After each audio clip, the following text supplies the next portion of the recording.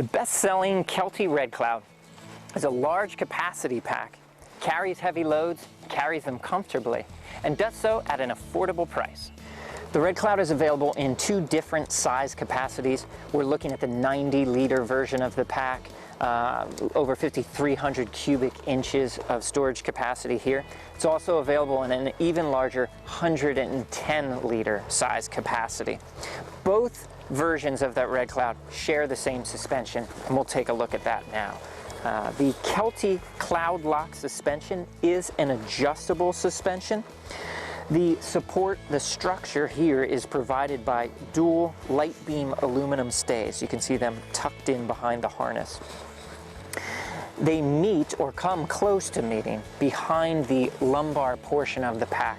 That really takes all of this weight that you're carrying and helps to drive it to the hips where you can most comfortably carry and support that weight. There is a fully padded harness. You can see the contoured shoulder straps here, also padding along the back of the pack. There's a channel here between those padded sections that allows some air to flow, kind of combats the building up of heat while you're on the move. Again, that really solid or thick padding on the lumbar area where so much of that weight is being centered, and then a nice wrapped padded hip belt down below. You'll see some numerals here on this strapping tucked behind the padding.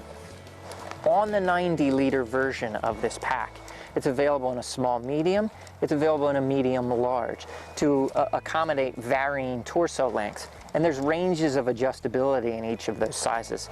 On the small medium, it'll fit torsos ranging from 14.5 inches to 18.5 inches.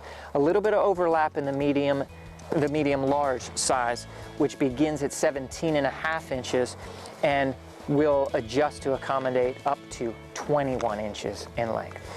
There is an adjustable sternum strap across the center of that pack. So you can cinch that in across your chest, and again, move it up and down so it fits most comfortably for you. Load lifter straps here on top to really, again, pull that pack in and make sure that that weight is distributed properly. Hip belt stabilizers as well behind here. Shearer cinch that closes in the front. Single pull on either side to make sure that you can quickly and easily fine-tune the fit on the hip belt. Both the 90 and 110-liter versions of the Red Cloud share the same organizational features. It's a really nice set for extended backpacking. You've got a lid on the top loading pack. There's a large zippered pocket here accessed in the back, and another zippered pocket on top. Got some freeze-dried meals tucked away in there. The lid does come back to reveal the storm collar. You can see there is a compression strap that comes over the top. If you don't have the pack fully loaded, you can really cinch things down and make sure that everything stays put. But you do have that extendable storm collar when you need the capacity. The lid does have height adjustability, so it will lift to still cover the top of the pack and protect it. That lid will also come off entirely if you would want to shed some weight. It also doubles as a day pack or fanny pack. Pocketing on the Red Cloud. There's a sizable pocket here in the front that I've kept empty so we can look at some of the organizational features.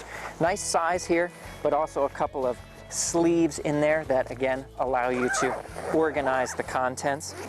You can get into the main body of the pack here in the front. There's also a small panel inside there. It gives a little separation, again, some organization within the pack.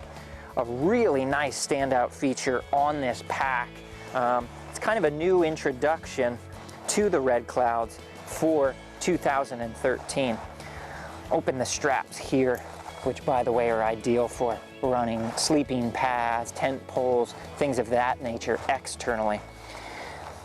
Traditionally, on packs of this size, you have a little bit of a fight on your hands, or you can have a little bit of fight on your hands, depending on the size of your sleeping bag, to actually get it into the sleeping bag compartment.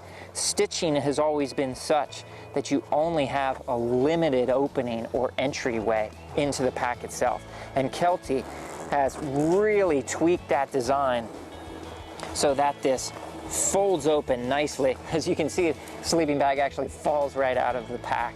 Depending on the size, may not be that convenient, but it's a lot easier to get a sleeping bag inside this Red Cloud than former incarnations of the pack and many other packs that you'll see that play in this same size capacity.